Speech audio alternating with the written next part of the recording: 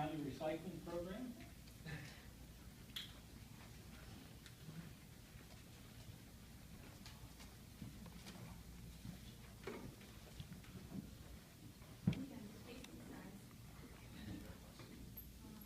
So this year, I'd like to announce the winners of the telephone book recycling campaign. We had a total of 5,417 telephone books brought in, and Bell Elementary, who are our winners, brought in 1,055 of those telephone books, nearly a fifth of them. So that was, in total, all the schools that helped in the campaign did collected 4,740 books that were diverted to a landfill. So it helps the Allegheny County reach their 20% recycling goal. The schools, they win incremental prizes, monetary prizes. Bell Elementary won $200 to be used to buy green materials like trees or recycling bins. And money was donated from advanced disposal and waste management to help fund the campaign. So I'd like to recognize Bell Elementary for their efforts, and the students that came here today, thank you very much. Thank you.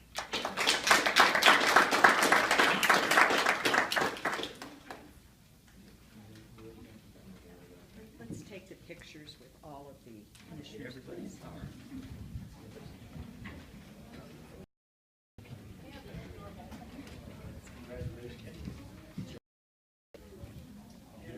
All right, I will.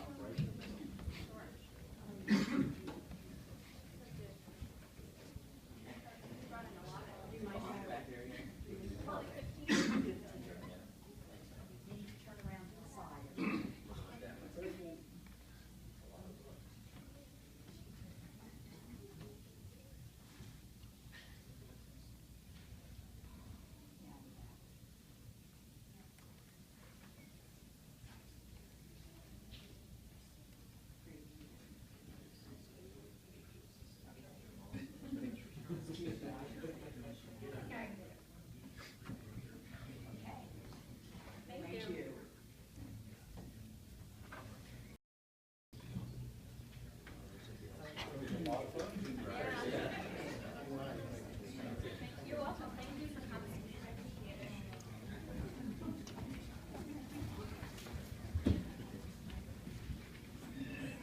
I appreciate it.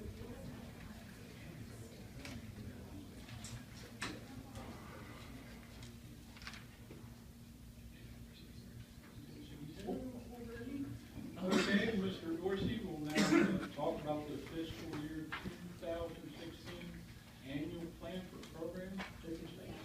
Thanks. Good afternoon. Every year, almost every year, the state of Maryland takes a tiny percentage of the real estate transfer tax and gives it to the county to fund the program in space. And since 1972 or thereabouts, commissioners have basically spread out this money to fund more than $10 million of recreation projects in the county. This year, we invited the municipalities and local sponsors of our parks to submit requests for funding, and we asked them if they have more than one request to prioritize it. And we're working with $358,000, almost $359,000. The request for POS funding came to $554,000, about $250,000 more than what we had. But we managed to fund everybody's highest priority and have, let's see, nine projects. Among them are the City of Frostburg funding development at the Clariesville Ecker Community Park, Cresaptown Civic Improvement Association, playground in the Cresaptown Park. Board of Education, this is sort of topping off the commitment to provide money for the athletic facilities at Allegheny High School. The town of Barton is paving some parking area at the Meadow Ball Field. Town of Westernport is putting up lights at the Maryland Avenue Ball Field. The county is funding a study for, of the county fairgrounds and future activities out there. We had two requests from Old Town, and we have two different sponsors for two different parks, and they both were funded. The Old Town Community Center getting money for playground equipment and tennis court repurposing. The Old Town Youth Sports Commission at the Old Town Community Park, making some improvements in there. And the City of Cumberland actually planning and designing a trail at the Mason Sports Complex. And it's for your consideration, this plan. Sometime before the end of this fiscal year, we have to set something to the state. Commissioners, as we've done in the past, what we'll do is leave it on this submittal and ask you to take formal action at our June 18th meeting. Very good. Thank you, David. Thanks. Thank you. Okay, we'll now move into a public hearing on a road closing petition. Bob? Thank you. This is the second petition in this matter. It's actually the petition to close. The road was open for the purposes of closure approximately a year ago. As I understand it, there's a number of things that still need to be addressed in order to complete this, because it involves development property that now needs to be re-subdivided, if I'm thinking about it correctly, and there are some bond issues that need to be solved that are real close but not quite there yet, as well as some needs to be obtained from some of the landowners out there. So we're in the process of getting that, but as long as it's been advertised for the public hearing, I think it's wise to go through and at least open it up to the public to see if anyone has any concern or is here to express any opinions about that, and complete the other legal requirements that we have to do, and hopefully by the June 18th meeting, we'll have everything ready. We won't need a second public hearing. So I guess the purpose of today would be to have that public input, if there is any. This is a little piece of road that is called Summit Circle in the Summit subdivision, which is east or west of here. And Up Harwood. yeah, up part of the Harwood subdivision itself, but as I understand, lots are all going to get shuffled around a fair amount, so. And the road closings is a reconfiguration of lots. Some of this is because of the new septic law. They can only do so many septic, and the developer has to, we agree that he can re-subdivide. There's one issue, one of those lots may be landlocked, but he tells us he is actually in the process of purchasing or making arrangements, so we want to make sure that that property owner's been taken care of. And there's some other issues with some previous permits that the developer had. There's some bond issues which we're working on. We thought we had resolved by this morning, but his bonding company had a little problem. There was a hiccup, so we hope to have this resolved, but we're moving along. But anyway, the hearing's today, so we don't really want you to vote to close it yet until we resolve those issues, but the hearing can take place. No issues with the cemetery? No, not cemetery, no.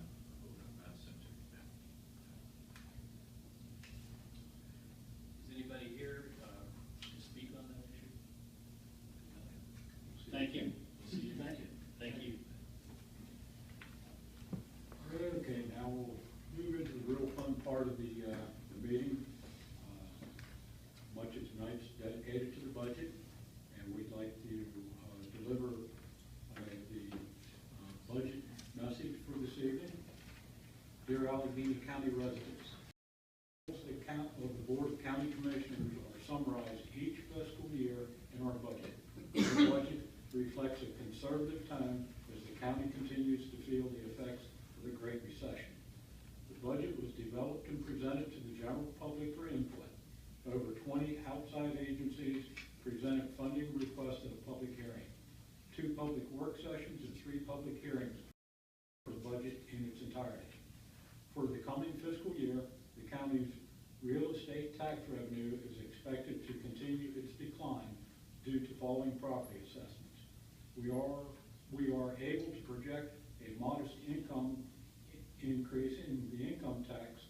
Given the static nature of the county's revenue forecast, we were unable to provide many of the increases requested by our outside agencies, and we were unable to fund requests from any new outside agency. For the first time in 4 years, Allegheny County government will utilize its fund balance to adopt a balanced budget. Several large one-time expenditures are the key reasons for this action. As projected, the county will need to utilize $150,000 of fund balance for the acquisition of the state-mandated election system. It is frustrating to note that the county completed paying for the existing state election system only last year. Additionally, we are in the process of replacing our decades-old accounting system with a new one. The implementation of a new comprehensive financial system requires the use of $350,000 of fund balance. The county will need to utilize nearly $450,000 of fund balance to support debt service for the new Allegany High School and pay for the state-mandated teacher's pension shift. In spite of the use of the fund balance at this time, Allegheny County government remains solidly in compliance with the recommendations set forth by the Government Finance Association and the Government Accounting Standards Board Statement Number 54 by maintaining 2 months of general fund revenue as it balanced. It is important to emphasize that the county has suffered the loss of 90% of its highway user revenue in each of the past 6 years, equating to more than $24 million in lost revenue. However, the county continues to be obligated to maintain 550 miles of public roads. Given the major change in administrative philosophy in the governor's mansion, we are hopeful that an incremental restoration of the highway user revenue may be realized sometime in the next few years. The state's decision to redirect these funds and use them to develop transportation infrastructure in metro areas demonstrates the dramatic, lasting effects of the war on rural Maryland. Funding for education remains the county's single highest funding priority. 86% of the county's general fund expenditures to our outside agencies are dedicated to the Allegheny County Board of Education and Allegheny College of Maryland. This year, the Board of County Commissioners is giving the Board of Education $419,401 more money, real dollars, than last year. This appropriation will achieve the state-mandated maintenance effort funding requirement for the board. In addition to the county's commitment to increase funding for education, the county must focus on supporting basic core services to our residents. Given the sluggish nature of the economy and difficult financial forecasts, sticking to the basics has been and will continue to be a key priority for the Allegheny County government. Our county staff continues to work creatively with state and federal agencies to maximize the most favorable grant and loan packages. With regard to public water and sewer, our county's Public Works Department is involved in the planning, design, or construction of an estimated $5 million in public utility projects supporting over 100 households at this time. Similar to a resolution adopted in 2011, this Board of County Commissioners adopted Resolution 15-5 earlier this year. This reduces the county's annual real estate tax rate by 1/10 of a penny each year. This action brings us to the lowest real estate tax rate since fiscal year 1991. Our board has also pledged to enact legislation later this year to reduce the homestead tax credit below. This budget incorporates a rate decrease in property taxes, 1/10 of a penny, utilizes the county's fund balance for one-time uses for the first time in 4 years while maintaining appropriate reserves, and provides increased funding for the Allegheny County Board of Education and incremental adjustments to the Allegheny County Health Department. We wish to express our sincere appreciation to the county's senior management team and department heads for their steadfast commitment to operate within their authorized budgets. Allegheny County government's July 1, 2015 to June 30th, 2016 fiscal year budget is presented in its entirety on our website, www.gov.alconet.org. Sincerely, the Board of Allegheny County Commissioners William Valentine, Creed Brody, and Jake Shea. And we, once again, we really want to thank county staff for hanging tight with the budget, because we're committed to, we will be very conservative in all of our budgets going into the future.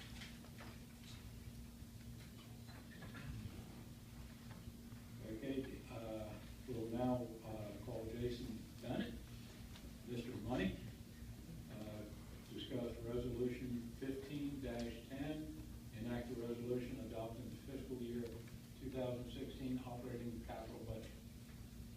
Good evening, Commissioners. Sir? As Commissioner Valentine mentioned, tonight's adopting the budget, and a handful of the items on tonight's agenda does just that. So the first one you have in front of you is a motion to, resolution actually, to adopt the budget. If you don't mind, I'll go over just very briefly a couple highlights and then take action. Total budget of $131,159,915.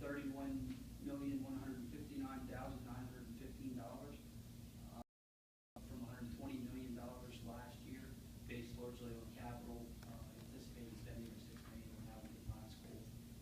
General funds $84.5 million, up 3% from last year. That does incorporate a loss of $317,000 for real estate tax revenue, a gain of $1.2 million in income tax. Incorporates the fourth year that teachers paid $2.2 million, so it's $40 million. Has the rate decrease, as you mentioned, of a tenth of a penny, moving the rate 0.9780.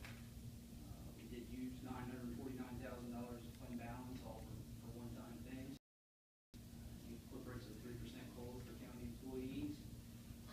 Debt service is up $1.2 million, based largely on the new Allegany High School borrowing and refinancing the structure from 2013 refunding. And just a few things on the budget process. We started in February, had our budgets due from operating departments March 6th, did public hearings on March 19th and 26th, had a constant yield hearing March 26th, did budget workshops April 9th and 23rd, presented preliminary budget April 30th, and then finally CIP and debt affordability on May 7th. So tonight we'll just formally take action to adopt all those things we've been talking about for some months now. So resolution 15-10 incorporates everything we just talked about, and we'll adopt the budget in its entirety for fiscal year 16. So right now we're just looking for approval from you three commissioners. Gentlemen, do we have a motion to adopt resolution 15-10? So moved. Second. Can I vote first? Sure, can. You know, no budget's perfect, and hopefully over the course of this term, we'll be able to have an easy budgeting process. And you know, this budget relies somewhat on fund balance for one-time things, and I hate that. But you know, a lot of our things that we've just been we're locked into, and so we didn't have a whole lot of room to maneuver. So I have some issues with stuff in the capital budget. But at the same time, this budget has far more good than bad in it. It's something that lowers the property tax rate to the lowest level since 1991, which is impressive for any government at any level. It has record funding for education, increased funding for our law enforcement and our state's attorney, and that's why I'm supporting it. Thank you. Good. All in favor?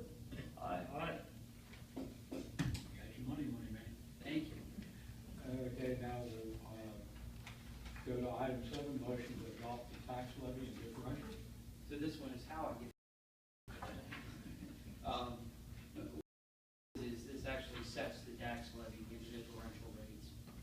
So as we mentioned, the tax rate will be 0.9780 per 100. Adds to it 11.2% or 11.2 cents of state tax to make up 1.09 on each $100 on real property. It'll set the personal property rate at 2.445 per 100, which is 2.5 times the real rate. We'll also incorporate all the tax differentials for municipalities. We will also, as we've done in the past, offer 1% discount on payments in July and August.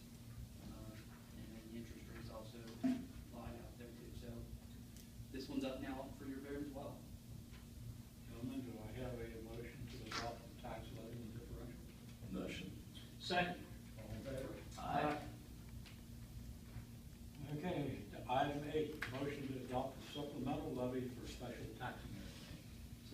This one's in addition to the levy we just did. This and the rates, which we reached out to all the special taxing areas to acquire, allows us to set these rates and apply them to the tax bills as well.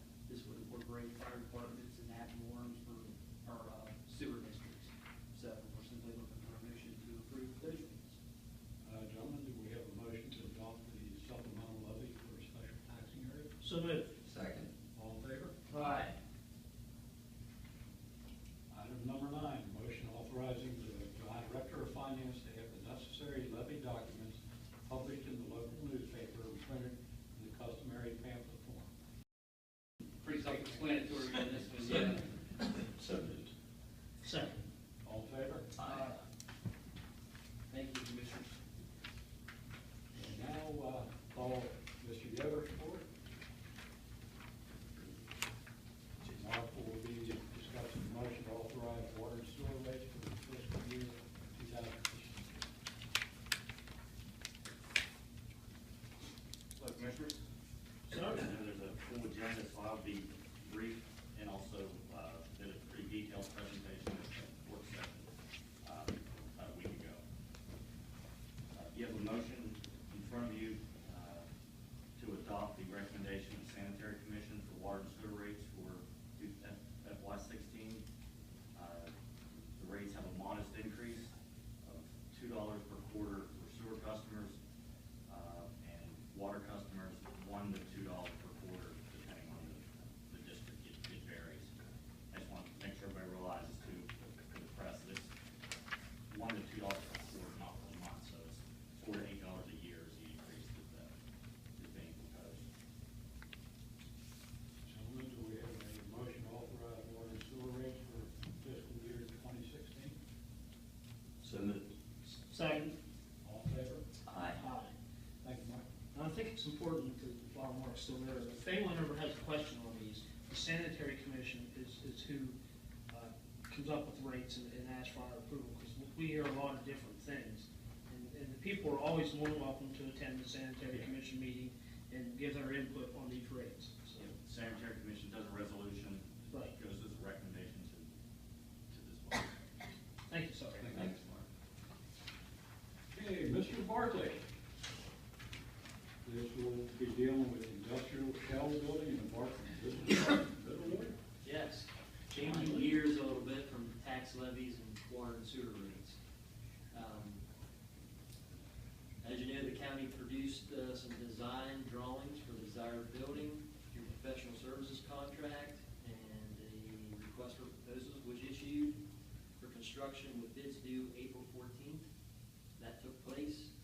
A competitive process produced 2 qualified bids. Carlbell Inc. and Lashley Construction Inc. both submitted qualified bids, with Lashley Construction submitting a low bid at $3,667,820.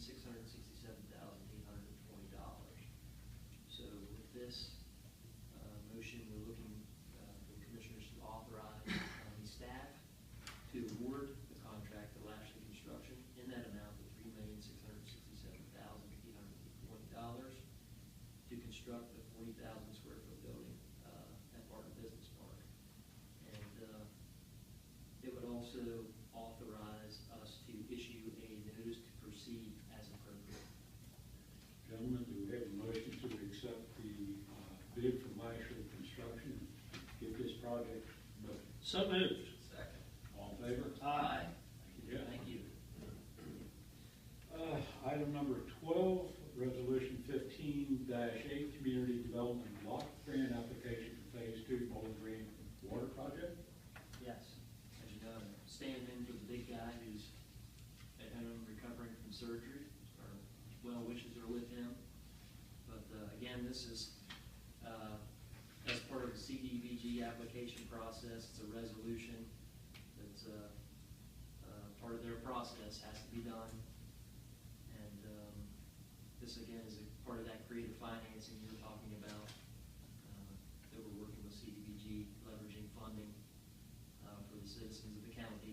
This resolution also would authorize the signing of the CDBG agreement by the commissioners, and it would also authorize our Department of Public Works to advertise both phases of the project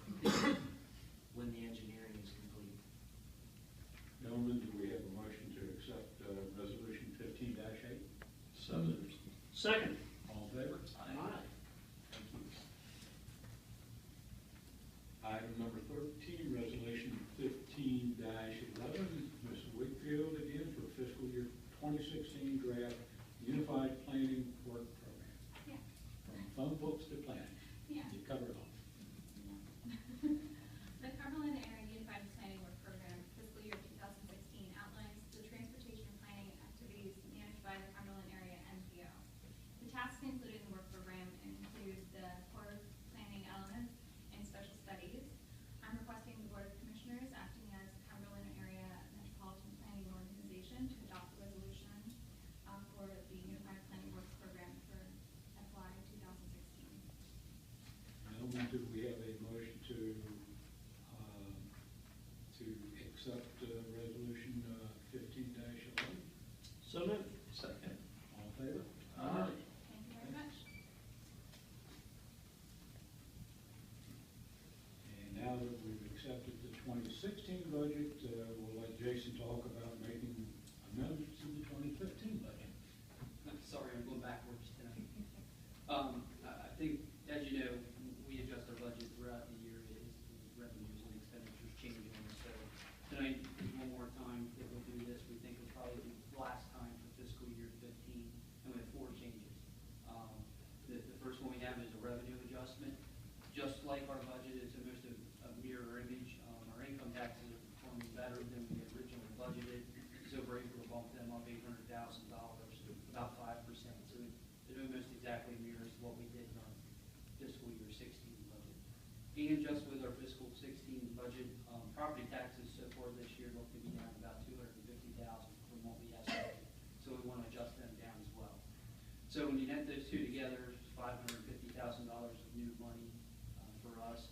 So we spread it over a couple things. We need, looks like $244,000 during this year for implementation of the accounting system we talk so much about. It's going to be a couple-year project to get this going.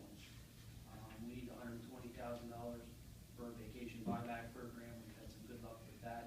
Costs down the line for us by buying vacation time now. And we're going to transfer $185,000 to PEGO to cover some small one-time projects that we have. So that would be one. The second one we have is a $140,000 amendment to the EMS budget.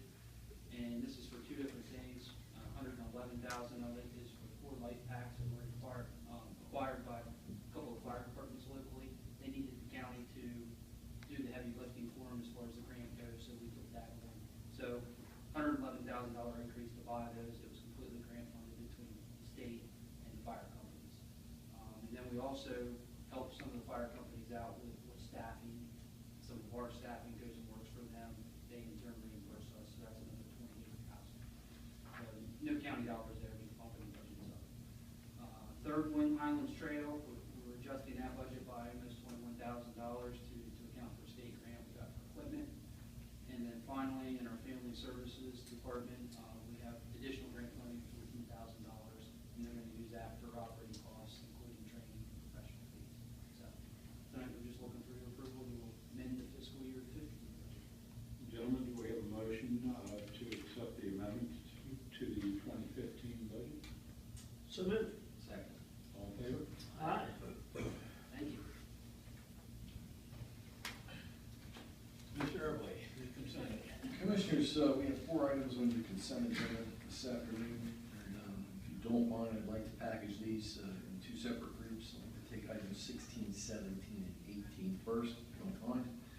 Item 16 is our staff's requesting your support to execute a revised MOU with DNR to support the completion of the Bobcat Court Wet Pond project in the amount of $725,330 and award a contract to Carl Bell Inc. for the construction of this project. This portion of this project is essentially phase 2. The first phase consisted of a fixed structure conveyance from Water Street to State Street in Frostburg. Second phase is actually from State Street to the proposed pond to be constructed. Item 17, this is the bid award for phase 4 of the Bedford Road Mill Run Sewer Rehab Project to Carl Belt in the amount of $936,442.10. Item 18 is the authorization to advertise the Highland Trail Valley Street Underpass project.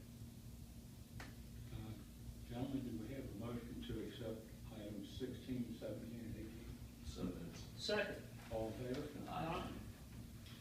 Commissioners, item 15 deals with the county's use of the watershed assistance grant that we received from the Maryland Department of the Environment in the amount of $58,858. Dan DeWitt, as you'll recall, he mentioned last month that this project supports the county's WHIP program for a portion of the Georges Creek area near Shaft. The work to be completed under this contract is an alternatives analysis, which would then be followed down the road by a design phase. Firm selected by the review committee is CTL Engineering of Morgantown, and it's important to note that there is no county cash requirement for this project. Gentlemen, I'll make a motion that we accept item number 15. Do we have a second? Second. We'll have a roll call vote on this. Commissioner Shea? Aye. Commissioner Brody? Nay. Commissioner Valentine? Aye. Passes. Thank you. That's our community pond. Yeah, there goes your fish. Yeah. Okay, Mr. Everly, I think we have a bid open. Yeah, Commissioners, earlier this week, we took bid in for the Douglas Avenue landslide contract AC 15. And hopefully at some point down in the near future, we'll have that contract on the public agenda for your review and approval. Mr. Ray. Stated before. Jake, would you like to make any additional statements, comments? Just thank you for going through the first budget process. Staff and my fellow commissioners have been great. And it's great to see that the property taxes are at their lowest level since 1991, which is definitely something that should be applauded. Thank you. Great. Sir, I'll keep this brief because I have another meeting. I know on mine and Bill's behalf, thank you, sir, because you really took an interest in this budget and looked at it from every angle. I'm just appreciative because it makes it a lot easier sitting here kind of on the same page of wanting to cut tax and not add tax and spend more than we make. So thank you, sir. The last thing, I'm going to embarrass someone a little bit because I need to run, but there was a very special person's birthday today. The administrator's wife, his birthday is today, and how he ever caught someone that's 15 years younger than him and got them to marry him. And if you know that the administrator's 52, it would almost give away her age. So, sir, hope you get out of here and have a good evening tonight. Pass along your best wishes. So, She'll enjoy the ice cream coming from Libby's, I'm sure. Real quick, we had some good things went on since our last meeting. I was honored to take part in a ceremony on Friday, May 5th. A gentleman received the Congressional Gold Medal. He was a member of the Tuskegee Airmen. Sad part about it is it took so long to get that medal because in those days people of color could not receive such medals. I'm glad those practices have ended, and the gentleman sadly is in failing health and in a nursing home, but he did finally get his medal. Also on May 18th, I took part in Lieutenant Governor's heroin and opioid emergency task force meeting in Hagerstown. The entire state of Maryland has got a real crisis in the use of heroin. The other drugs are starting to come on stronger too. This is something we really have to crack down on. It totally destroyed people. So I'm glad we've got leadership in Annapolis right now that's taken real interest in it. And on a high note, we just finished up the largest, probably best Dell Fest in the history of that festival. This was the 8th year. Once again, the crowd was at an all-time high. Absolutely no legal problems. It truly is a family function. People have some strange ideas about what Dell Fest is all about. And to show you the type of person that Dell himself is, he sponsored a program for young young athletes at regional high schools, especially students hoping to go on to college. He brought in professional trainers to give these students free classes on speed and agility, something that's going to help them in their future.